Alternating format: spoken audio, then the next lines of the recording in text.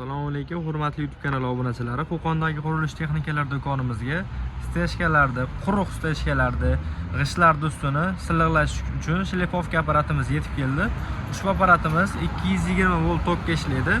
Videoni oxirigacha kuzatib borsalaring, to'liq holatda ma'lumotlari va narxlarini aytib o'tib ketamiz. Apparatimiz klassik brendiga tegishli, motor 220 voltga ishlaydi, 4 kW. Ko'rishlaringiz mumkin.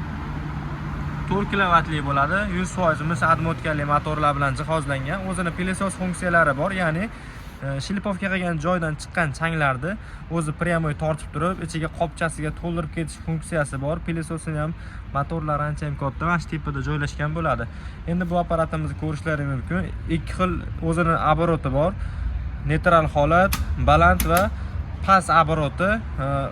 Betonlaringga qarab turib uni o'zgartirib olsalaring bo'laveradi. Endi bu apparatimiz aytib o'tganimizdek quruq stejkalarda yoki g'ishtlarda ko'pchilik so'raydi. G'isht terganmiz, ustini silliqlab shlipovka qilish kerak dedi. Mana shu apparatimiz o'sha so'ragan akalarimiz uchun aynan ish beradigan apparatimiz bo'ladi.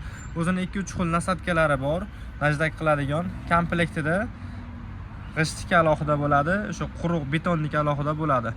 Kimga shunaqa apparatlarimiz kerak bo'lsa, bemalol do'konimizdan kelib xarid qilishlari mumkin. Optim narxlarda qilib beriladi. Undan tashqari do'konimizda yangi quyilgan stejkalarda silliqlab beradigan shukurka apparatlarimizdan ham bor. Vertolyot apparatlarimizdan 1 metrlik, 80 lik hamda 60 santimetrlik modellardan mavjud. Undan tashqari hop vibratorlarimizdan ham bor. Bu vibratorlarimiz bo'ladi.